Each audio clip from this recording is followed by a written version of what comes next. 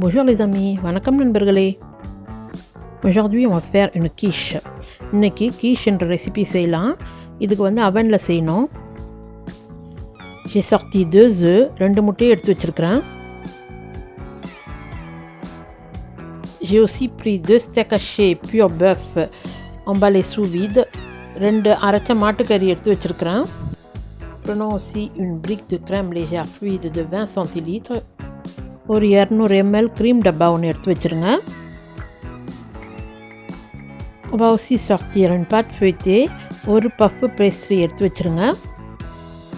J'ai aussi pris environ 100 g d'emmental râpé, ஒரு 100 g அளவுக்கு grated cheese எடுத்து வச்சுருங்க.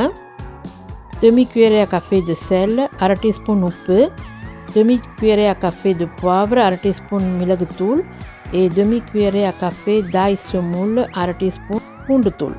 Et pour terminer, on va prendre 3 cuillères à soupe d'huile, 3 tablespoons எண்ணெய் எடுத்து வச்சுருங்க. Déposez une poêle sur la gazinière et allumez le feu. அடுப்பு மேலே ஒரு ஃப்ரைங் பேன் எடுத்து வச்சு அடுப்பை ஆன் பண்ணிவிடுங்க. இப்போ அதில் எண்ணெய் ஊற்ற போகிறோம். Je verse de l'huile.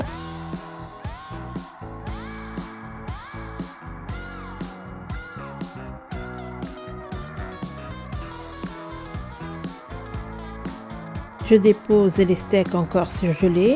Attention à la projection d'huile. Il faut fermer le couvercle pour ne pas recevoir en plein visage. Et je fais attention quand même parce que ça commence à gicler. Et je ne veux pas que l'huile sorte non plus. நான் எடுத்து வச்ச அரைச்சக்கறி வந்து ஃப்ரீசர்லேருந்து எடுத்தது, அதனால் ஐஸாக இருந்துச்சு. அதை நம்ம ஏற்கனவே ஐஸெல்லாம் எடுத்துகிட்டு செய்யணும்னு கிடையாது.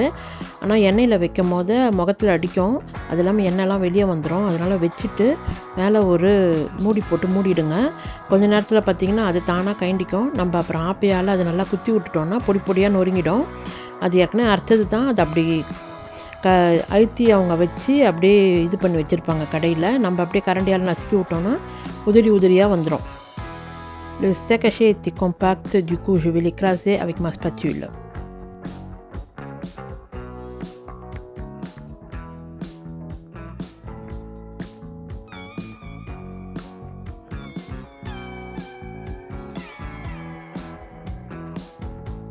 Je mets le sel à présent.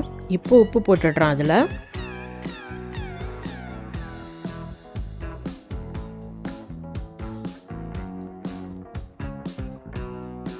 Je rajoute aussi l'ail semoule. அந்த பூண்டு தூளையும் அதில் போட்டுடுங்க.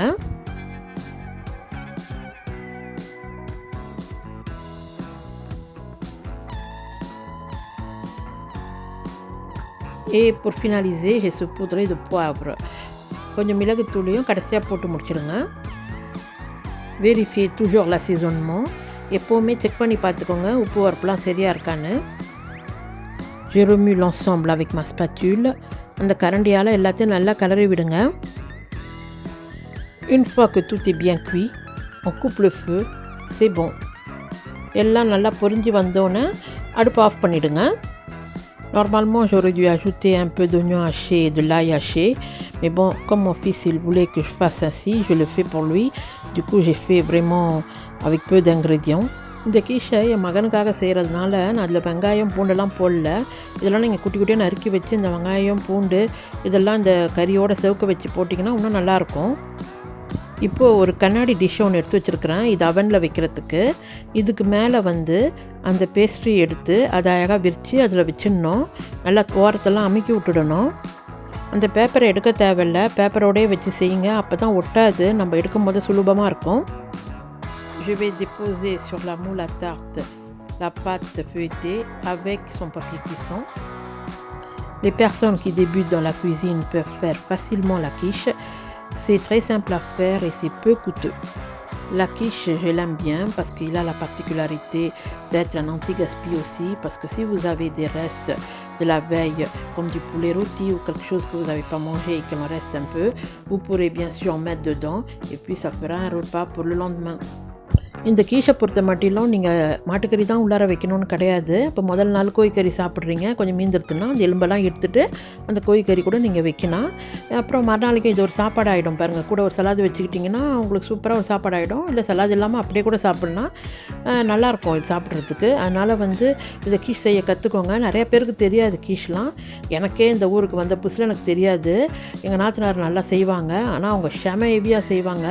அது ஒன்று சாப்பிட்டோன்னே கழுத்தில் நிற்கிற அளவுக்கு ரொம்ப ஹெவியாக இருக்கும். நான் வந்து அப்புறம் வந்து ரொம்ப லைட்டாக செய்ய தூக்கிட்டேன். ரொம்ப ஹெவி தேவையில்லை, லைட்டாக செஞ்சாலுமே போதுமானது. Voilà, j'appuie sur les bords et puis je vais prendre une fourchette et je vais piquer un peu sur la pâte. அந்த மாவை வந்து நல்லா அழுத்தி விட்டுட்டேன், சுற்றி அழகாக படிகிற மாதிரி. இப்போ வந்து ஒரு முள்ளுக்கரண்டி எடுத்து நல்லா குத்தி விட்டுடுவேன். அப்போ தான் வந்து அடியில் நல்லா வேகும், இல்லைனா கொஞ்சம் கஷ்டம். அதனால் வந்து அது இல்லாமல் உப்பின்னு வரும் மாவு. இப்போ இது மேலே நம்ம ஊற்றும் போது குத்தி விடலன்னா சரிப்பட்டு வராது. அதனால் குத்தி விட்றது தான் நல்லது.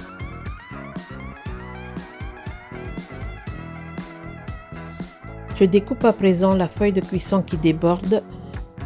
அந்த பேப்பர் கொஞ்சம் வெளியில் வர இடத்தெல்லாம் கட் பண்ணி எடுத்துருங்க. அவ்வளோ பேப்பர் தேவையில்லை. அதெல்லாம் எடுத்துகிட்டு ஜஸ்ட்டு அந்த ரவுண்டாக இருக்கிறத ஒண்டி அப்படியே விட்டுடலாம். Je suis en train de pincer un peu la pâte qui déborde pour que ça soit un peu joli à voir.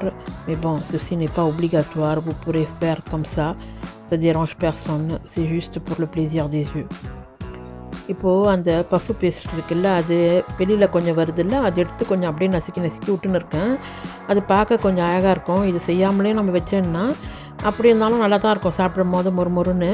ஆனால் நான் சும்மா டிசைனுக்கு போடுறேன். நம்ம என்ன ப்ரொஃபஷ்னலாக நம்ம ரொம்ப அழகாக பிரமாதமாக செய்யணும்னு கிடையாது. வீட்டுக்கு தானே சமைக்கிறோம்.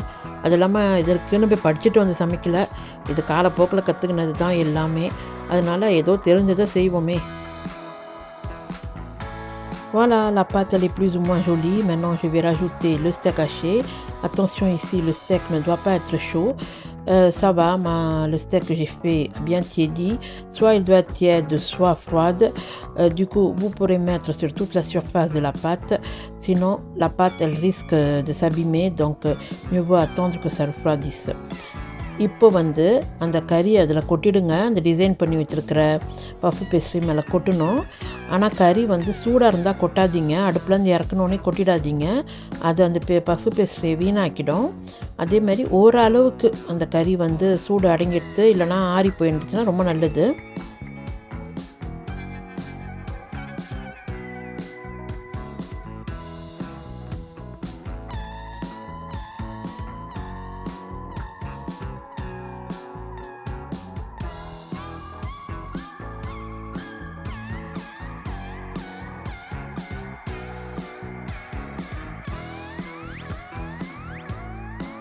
Voilà, ça c'est bon pour l'instant. On va commencer à faire la crème. இது ரெடியாக இருக்குது. இப்போ அடுத்தது க்ரீம் செய்வோம். Je casse les 2 œufs dans un bol. இந்த 2 முட்டையும் உடச்சி ஊற்றிடுங்க ஒரு பவுலில்.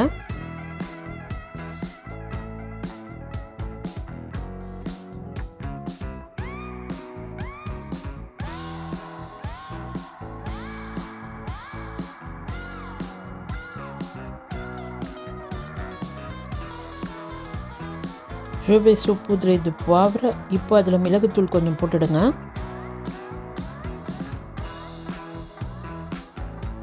Je vais rajouter un peu de sel. Ce sel, il faut faire attention, il ne faut pas mettre beaucoup. C'est juste pour assaisonner l'œuf. Vu que la viande hachée elle est déjà salée, donc il faut faire vraiment attention, sinon la quiche sera trop salée. உப்பு போடணும், ஆனால் உப்பு ரொம்ப கொஞ்சமாக போடுங்க, அதிகப்படியாக போட்டுடாதீங்க. ஏற்கனவே கறியில் உப்பு மிளகுத்தூள்லாம் போட்டாச்சு. இது வந்து அந்த முட்டைக்காக தான் நம்ம அந்த உப்பு போடுறோம். முட்டையும் அந்த க்ரீமும் போட்டு அடிக்க போகிறோம், அதுக்காக தான் உப்பு போடுறோம். அதிகப்படியாக போட்டிங்கன்னா அப்புறம் உப்பு கறிக்கு தூக்கிடும் கீஷில். J'utilise un fouet pour battre l'œuf, sel et poivre. ஒரு ஹேண்ட் பீட்டர் எடுத்து இந்த உப்பு மிளகுத்தூள் போட்ட முட்டையை நல்லா அடிச்சிடுங்க. À présent, il faut verser la totalité de la crème sur l'œuf. இப்போது அந்த crème டப்பா ஃபுல்லாக இருக்கிறது அதில் கொட்டிடுங்க அந்த முட்டை மேலே.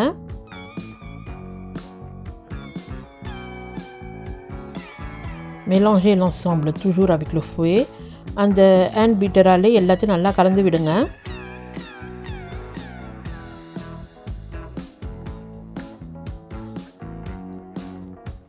Il ne nous reste plus qu'à verser cette crème avec les œufs sur la pâte feuilletée. இப்போ இந்த க்ரீமை வந்து அந்த பேஸ்ட்ரியில் ஏற்கனவே நம்ம கறி போட்டு வச்சுருக்கோம்ல அது மேலே கொட்டிடணும்.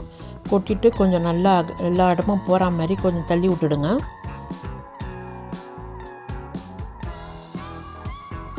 Il faut étaler la crème de façon à ce qu'elle soit répartie sur toute la surface de la pâte.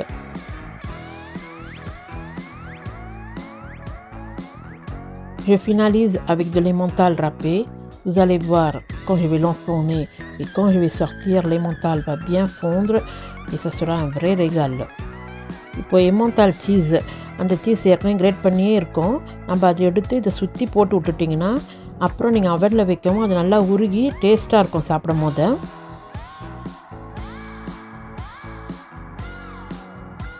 N'oubliez pas de préchauffer votre four, puis l'enfourner à 200 degrés pour une petite demi-heure. Vous allez voir, c'est super rapide et en plus de ça, c'est surtout super bon. அவன் on பண்ணிவிட்டு கொஞ்சம் சூடு ஆவணத்துக்கு அப்புறம் என்ன செய்யுங்கன்னா அதை open பண்ணிவிட்டு இதை தூக்கி அது உள்ளார வைங்க. 200 டிகிரி செல்சியஸில் அரை மணி நேரம் வெந்தால் போதும், சீக்கிரம் ஆகிடும். ஆனால் டேஸ்ட்டு சூப்பராக இருக்கும். செஞ்சு பாருங்கள், உங்கள் வீட்டில் எல்லாருக்கும் பிடிக்கும். இந்த ரெசிபி நம்ம ஊரில் இருக்கிறவங்க செய்ய முடியலாம் பரவாயில்ல. இந்த ஊரில் இருக்கிறவங்க புதுசாக ஃப்ரான்ஸுக்கு வந்தவங்க இல்லை இந்த ஊர் ரெசிபி செய்ய தெரியாமல் நிறையா பேர் இருப்பாங்க, ஃப்ரான்ஸே தெரியாது. அதனால் ஃப்ரெஞ்சு ரெசிபி ஏறி இருந்தது இல்லை ஃப்ரெஞ்சில் சொல்கிறது புரியாமல் கூட சில பேர் இருக்கலாம். அவங்களுக்கெல்லாம் இப்போ நான் சொல்கிறது புரிஞ்சிருக்க வாய்ப்பு இருக்குது. அந்த மாதிரி ஆளுங்களுக்கு, அந்த மாதிரி தெரியாதவங்களுக்கு நான் சொல்லிக் கொடுத்த சந்தோஷம் எனக்கு இருக்குது. அதனால் நீங்கள் ட்ரை பண்ணி பாருங்கள். இங்கே இருக்கிறவங்க நம்ம ஊரில் அந்த பஃப்பு பேஸ்ட்ரிலாம் கிடைக்குதான்னு எனக்கு தெரியல. நான் ஊருக்கு போய் ரொம்ப நாள் ஆகிடுது, அதனால் எனக்கு தெரியல இதெல்லாம் இருக்குதா என்னான்னு. தெரிஞ்சவங்க அப்படி இருந்ததுன்னா நீங்களும் செஞ்சு சந்தோஷப்படுங்க. Voilà les amis, la quiche elle sort du four, elle est parfaite, il ne nous reste plus qu'à déguster. Je vais appeler mon fils, c'est pour lui que j'ai fait. S'il vient dès à présent, il pourra manger chaud. அவ்வளோதான், quiche ready ஆகிடுது. சூடாக இருக்கும் போதே சாப்பிட்டா நல்லது. இப்போயே மகனை கூப்பிட்டேன்னா வந்து சாப்பிட்டுட்டு போயிடுவான். நீங்களும் உங்கள் வீட்டில் ட்ரை பண்ணி பாருங்கள். அதேமாதிரி என்னோடய வீடியோ பிடிச்சிருந்துச்சுன்னா நீங்கள் உங்கள் ஃப்ரெண்ட்ஸு சர்க்கிளு ஃபேமிலியில் சொல்லுங்கள். எல்லோரும் பார்த்தீங்கன்னா எனக்கும் நல்ல மோட்டிவேஷன் ஆகும். அதுக்கு ரொம்ப நன்றி நண்பர்களே. Abonnez-vous à ma chaîne si ce n'est pas déjà fait et parlez-en autour de vous, comme ça va me motiver encore de faire plus de vidéos. Je vous remercie par avance les amis.